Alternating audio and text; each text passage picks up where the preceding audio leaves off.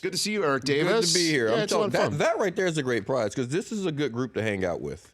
Yeah? You have hung out. Okay, good. I've hung out with you. This is a fun group to hang out with, so that's a good prize. Yeah, iHeartRadio.com/Honda for your chance to win, and then they'll let you know later on how you can get tickets if you're going to wind up in Houston. Before we get to some football, there is a transfer of power going on right now in Washington, D.C. That there is. I was watching Is a speech going on as we are talking right now on the Rick Johnson Show, or is it over? Yeah. Okay. There's also, by the way, a transfer of Twitter account that just went down. It's happened. It has happened. Yep. The @POTUS Twitter account that Barack Obama has been tweeting from for, I guess, however long that's been up, now has President Trump on it. Got it. Same number of followers, I guess. It doesn't start from the very beginning. No, they moved Obama over to now POTUS 44. Okay. He still has @Barack Obama as well, which has 80 million followers. So, but right now, just soak it all in. Just look at the date and time right now. Okay. Because on @POTUS, @POTUS currently says @POTUS hasn't tweeted yet. Has not tweeted yet. Yeah. So just all remember where you are and that flashbulb moment memory in history. Should we take a timestamp of when the first tweet comes in? Go ahead. Are they actually going to let him use his own Twitter fingers, though? That's what I would like to know. Nobody knows. But if he ever erases a tweet, that is technically against the law because anything a president puts out there cannot be somehow erased. Who knows? But the bottom line is that is good. That's a transfer of Twitter address. What a 21st century story there is going on. Okay, let's talk some football here, sir. You've been on the Steelers all year long. Yes, I have. What do you think of their shot to get to Super Bowl 51 now? I think it's very good. I'm still on the Steelers. New England is New England, and you're going into there and beating Brady and Belichick in that stadium this time of year is close to impossible. But the Steelers are the team that I've been saying the entire season that I believe had an opportunity to beat them. Le'Veon Bell, that's the wild card. And yes, everything that they do is going to be designed to stop Le'Veon Bell from running the ball. Great. Guess what happens when you stop him from running the ball? You can still find matchup issues where you can throw him the ball, you can utilize him. Because all they've been doing is running him.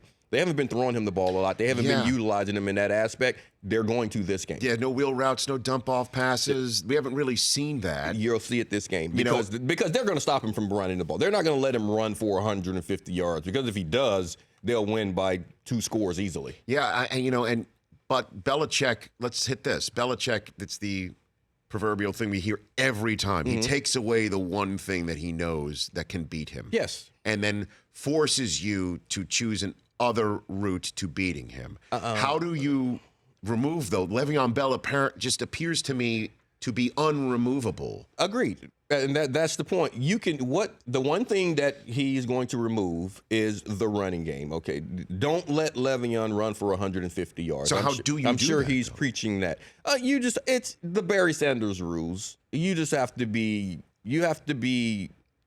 completely sound in your gap integrity playing defense. If you understand what Le'Veon Bell does and how patient it is. And we were discussing last week how this guy sees the matrix and he knows where you're coming from.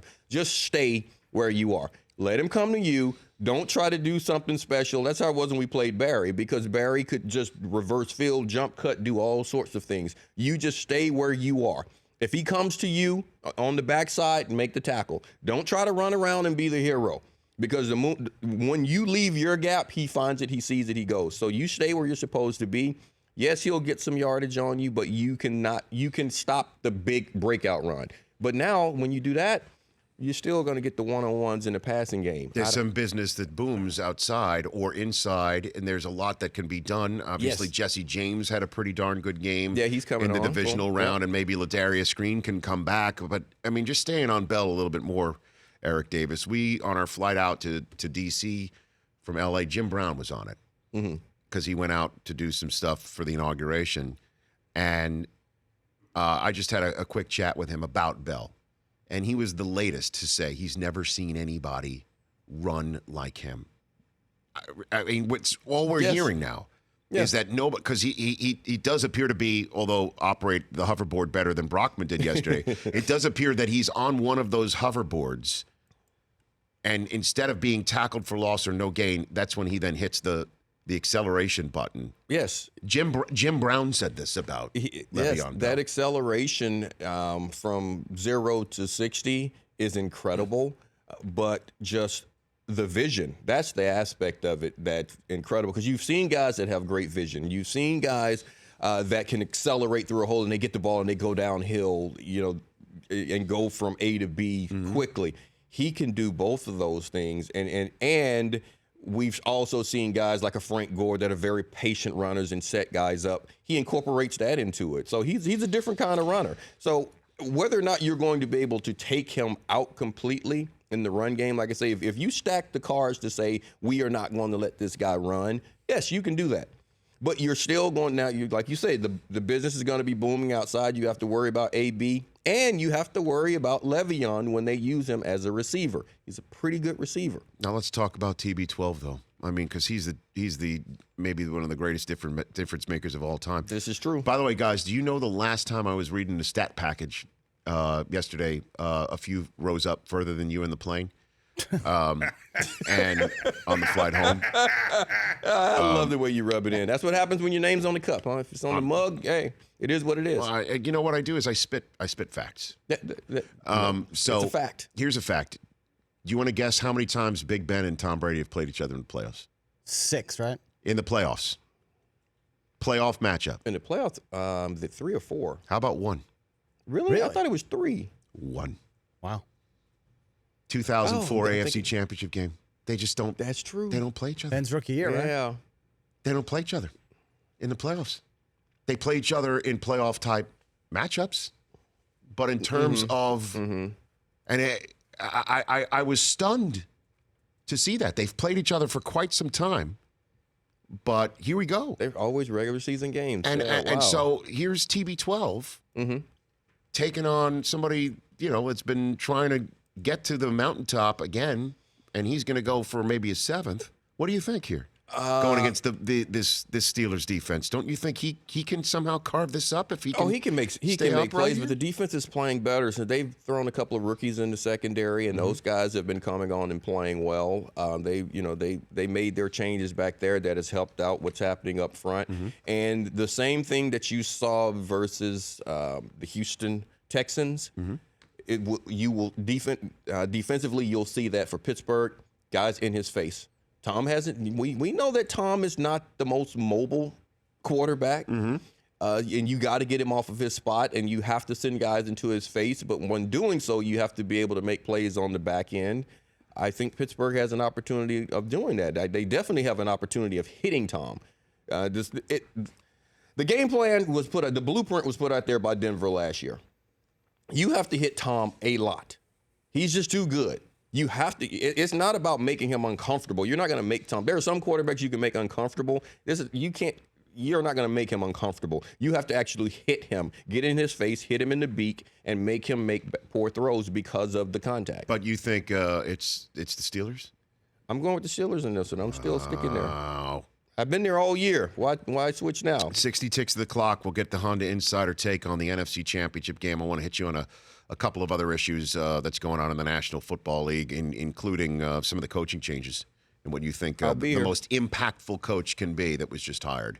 That's Eric Davis. That's next in 60 ticks of the clock here on the Rich Eisen Show with Peter Berg, and then more free phone calls, 844-204-RICH.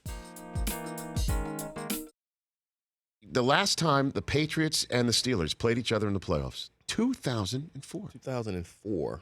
Yeah, first time for Big Ben and Tom, but Right. the Patriots and the Steelers though have played 4 times Overall. Overall, yeah. But the last time they played, look, I mean, they played Denver, Pittsburgh 1, 2, 3 times. They've played the Bengals twice. They've played Baltimore 3 times. Yeah, I was about to say a lot of times. Yeah.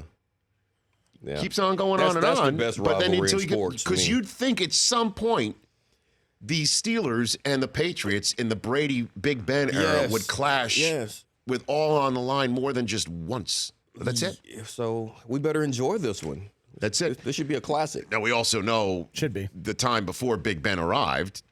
That was the AFC Championship game when Brady got hurt. Bledsoe had to come in to seal the deal to send them on That's right.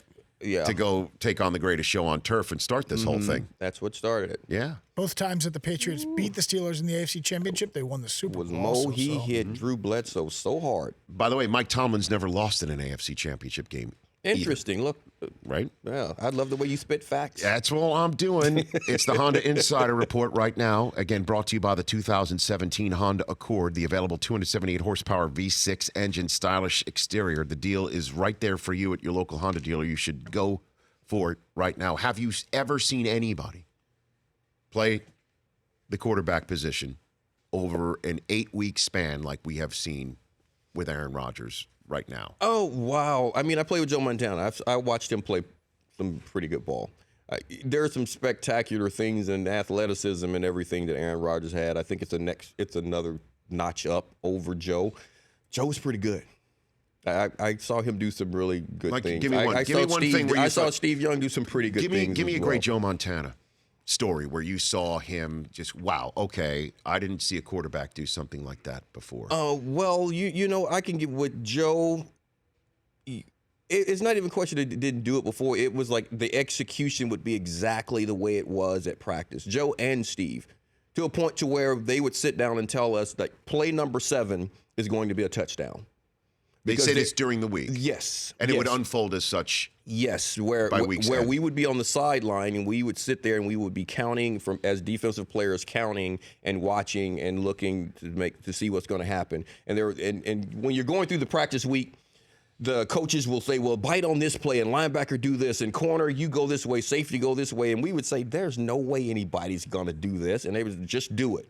He's going to make them do it this way. He's going to look this guy off. He's going to do these things, and it would happen. And we would sit there, and all of a sudden, you would see that linebacker biting on a play fake. You would see the safety going after this tight end, just the way they would say it. And then here's the ball over the top to JT or to Jerry Rice for a touchdown. And that's the thing about it, where with Aaron, a lot of the plays are off the cuff and ad-libbed, and he can make tremendous plays because he's just such he's incredibly gifted. That right arm is pretty good, and you know the legs and the vision, and then just the calmness and that swag that a lot of people may not like about him. I think it's kind of like Brett Favre. He thought his right arm was better than everyone. Brett believed his right arm was better than every DB in the league, so he was going to throw it. Aaron is confident that way, but he does he throws guys open in the same manner, and I guess some of that I believe he did learn from Brett at a different level. But that execution that I've seen, I saw some quarterbacks play fairly well that way. Mm-hmm. Aaron does it on design plays and improvised plays. So if you want to say that's the next level, okay, I'll give him that. Well, let's put a 21st century overlay on it then. And by that I mean this. Where shows like this exist, networks like the network exists, NFL Network, ESPN, Yeah. 24/7, round the clock stuff. Yeah. Topic bar, split screen, hot take shows exist. Okay, Got it. There's more discussion about it than ever. Social media, et cetera, et cetera. Agreed. So okay, Joe Montana was never in that position. Also 4-6, where everybody's saying what's going on, and then Aaron Rodgers saying, "I think we can run the table," and then he does it. With a Hail Mary thrown in and a 30, whatever the heck they called it. I don't know if you heard, they sliced a yard off it officially throughout the week. It's a 35 yarder to Jared Cook. That's more shame on Dallas. But that was a really good throw. Shame on Dallas how? Just by not putting pressure on Rodgers or not covering Cook, or what are you talking about? Yes, understand the situation. Understand that you have to know that a field goal will beat you. So you have to protect that. In that situation defensively, and that's the one thing the entire year I think everyone was saying the issue for Dallas was going to be that their defense was going to let them down. Even when they got going into the year, everybody thought the defense was going to be horrible. At the end of the day, their defense let them down. You shouldn't score that many points at home and lose. You just shouldn't, ever. You score 30 points at home and lose, that's on your defense. Yeah, Dak had 300 yards. Yes, you should. Zeke had 100 yards. In your backyard. Dez had 100 yards. So, I mean, Hold on, I'm not done. Jason Witten had his first career playoff touchdown reception. It's crazy. And they lost. Yes. Two 50-yard field goals. Yes. So and they lost. Aaron came in and he got him. He got him. So what about Atlanta? Is he going to get Atlanta? I mean, he's just right now. He is the scariest opponent He really is. I've seen in 13 years. He is playing, and this includes Brady. I was about to say, I don't know. See, everyone's talking about Aaron being the best ever. Have they forgotten about Brady? Well, Tom Brady's pretty good I understand right that. now. I understand. I understand the numbers that we're getting, but I'm just talking about how hot it is. Oh no, he's and hot. He's playing well. He really is. He's doing it. But I mean, I see when I played with Steve Young, we were 4-6. George Seifert walked in and said, if we lose another game, we don't have an opportunity, and we ended up 10-6. So I've seen that happen before too. Okay.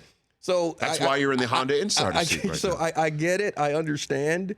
So what about Atlanta? What happens? Atlanta wins the game. You do think so? The same reason I said that I thought with Seattle, they're they are a different club now. They are a physical ball club now. You don't get a more physical club coming into your place than you saw than the Seattle Seahawks. One thing you know about Seattle is that they are going to try to Mike Tyson you. No matter what, no matter where you play. You can play it in their place. You can play it in your place. You can play it in the middle of the 405. They don't care. They are going to try to punch you out. And Atlanta is able to withstand that. They lost in an NFC Championship game a few years back because they got punched in the mouth. By the 49ers. And Arthur Blank said it himself. We got to get tough. They are a tougher ball club. They can score. They are physical on both sides of the ball. I mean, there were some shots laid out there, and I think that is going to take its toll on Green Bay. These guys are about to get hit really hard, often, and I think it's going to have its effects on them. So the poll question answer from Eric Davis, Mr. Brockman, would be Steelers Falcons, because our poll question today is what's going to be the matchup for Super Bowl 51, and we give the 4 options. What's the results as it currently Steelers, stands? Falcons, 16%. Packers, Steelers, 20%. Falcons, Patriots, 29%. Leading the way, my prediction back in August, Packers, Patriots, 36%. Well, I mean, I think you could hear from our conversation. If it is Packers, Patriots, if it is Aaron Rodgers versus Tom Brady. Yeah. I mean, the national media, it's got a fork and knife, and we'll stick the napkin in, and That'd be because that'll great. be Aaron Rodgers running the table and Brady running the table. It would be and a beautiful thing. Deflategate this, and Aaron Rodgers trying to beat Tom Brady, who Aaron Rodgers is from the Northern California area. I'm just going through all the storylines right now. And this is the one time they both wear 12. I've stuck with my teams the entire blah. season. I stuck with Green Bay and Pittsburgh the entire season. So why'd you just get off the boat? Because why'd you just jump ship? Because the Atlanta I thought Green Bay was going to have this game in their place. That was the entire year. I thought they were going to have themselves in position to where they would have home 4-6 cost them that. That And 4-game cost losing them. streak cost them that. And Atlanta did something I didn't expect them to do, and that is get tough. That's what I said last week, that win over Seattle was something that was missing for all those years that caused everybody in the national media and all the Falcons fans to call up shows like this one saying, why aren't you giving my 7-1 Falcons any credit? Why are the 8-3 Falcons under the radar? Well, because we hadn't seen something like that against Seattle. Even when they beat Seattle years ago to get to that NFC Championship game. It wasn't that type. It wasn't win. that. And to win it all, you have to have that. Not just the stars, but you have to. It's a tough guy sport, and they're showing that they have tough guys across the board, and they have a tough guy mentality. Julio is taking over. It's no longer Matt's team; it's Julio's team. Well, and he's toughing it out over this toe injury, which is no joke. Toe injuries are no joke. I don't know. Toe injuries. I mean, people go, it's just a toe. Get out there. That's the worst of the worst. For anyone who ever thinks that a turf toe is not a big deal, watch the movie I'm Gonna Get You, Sucker. You mentioned Jim Brown. When that toe's swelling in the car, that's how every step feels when you have turf toe. Well, Brockman is turf back from the AT&T Forum turf that he went down. We've got a phone caller who wants to check on you. We'll do that next. Okay? Appreciate it. People are out there, Brockman. They're concerned for you. Thanks for coming on, Eric. Oh, thanks for having me. We'll see if the Steelers and the Falcons make it. That would be quite something. Let's What see. a battle that would be. The Rich Eisen Show, weekdays at noon Eastern on Audience.